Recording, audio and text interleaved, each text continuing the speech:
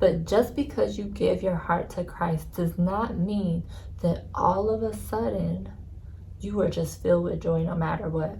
You still have to fight for it.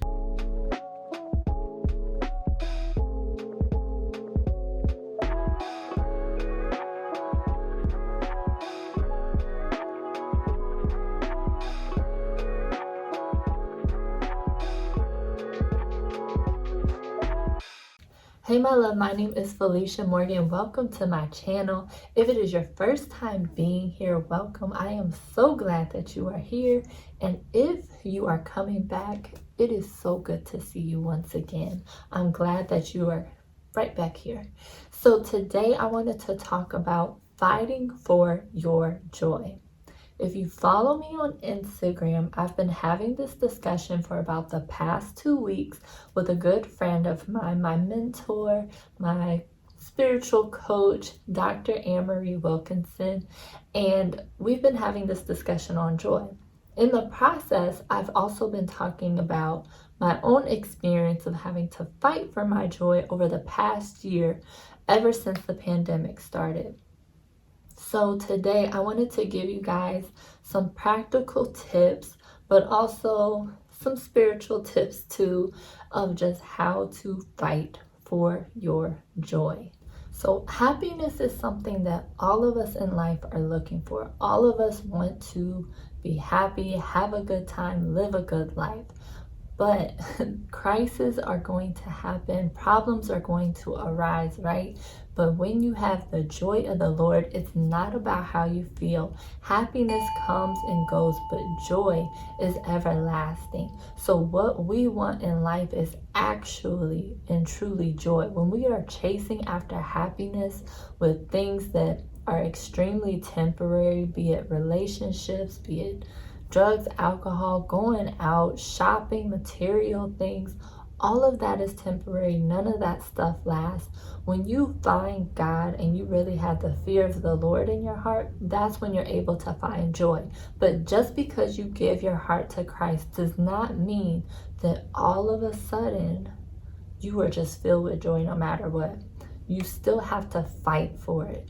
This is something that comes a little bit easier to some people, but at the end of the day, when we really put our mind on God and what it is that He has for us, it's going to be easier to keep our joy. So let's go over some practical tools for how we can keep our joy and fight for our joy on a daily basis. Number one, praise is a weapon. So listen, when I am going through what I'm going through, I'm always going to start with praise, because praise doesn't matter how I feel. Praise is a weapon because it forces me to shift my focus off of myself and onto God, my resource for my joy. Now, praise, a lot of us think about it as music, as singing songs, putting our hands up in the air, and that's all good. That is beautiful.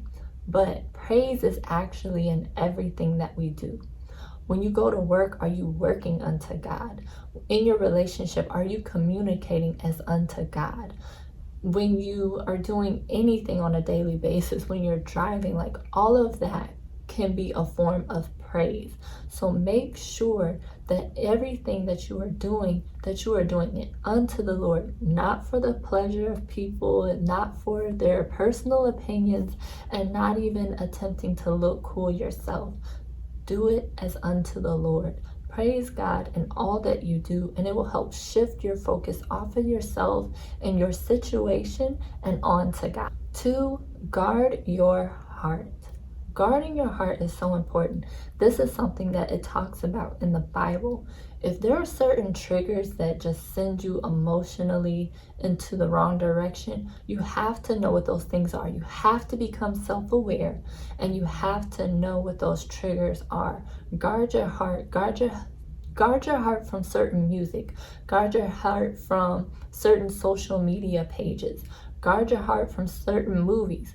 Guard your heart from gossip. Guard your heart from certain people in workspaces. Guard your heart from certain associates, from certain relatives. Whatever that is for you, if you have to guard your heart from specific locations, do what you have to do to make sure that you are keeping your head in the right space. You don't have to be afraid of those things, but just know where you are personally. Know what you can handle. Know what's going to tempt you and what's not. And just make sure you stay in the lane where you can thrive and you can be at your best. 3, do something fun. I told you these are going to be practical tips, right?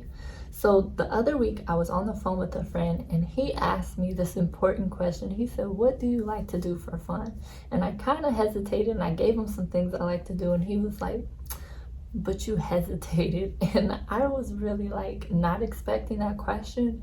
But honestly, I was going through one of my moments where I was feeling very emotional. And so his question was actually inspired by God. I know it was, because he had no idea. It was so random and had nothing to do with what we were talking about at the moment.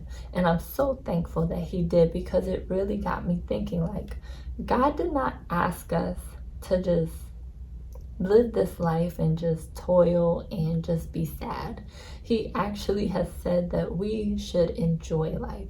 And some of the things that we like to do, some of the things that we are good at, are not actually things we are purposed to do or that we are supposed to do as a career. Some of those things are just for us to have fun, to enjoy life, and to show the glory of God in other things that we like to do.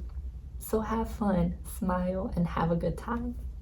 4 is very important.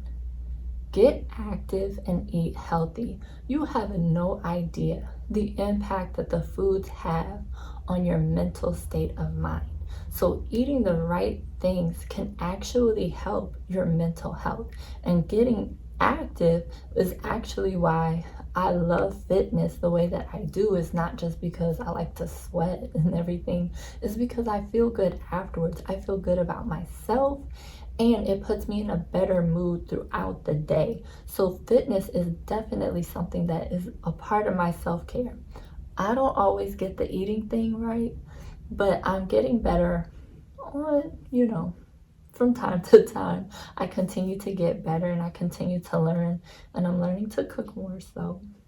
But overall, at the end of the day, just take it one day at a time and make sure you incorporate your fitness in there. 5, have accountability.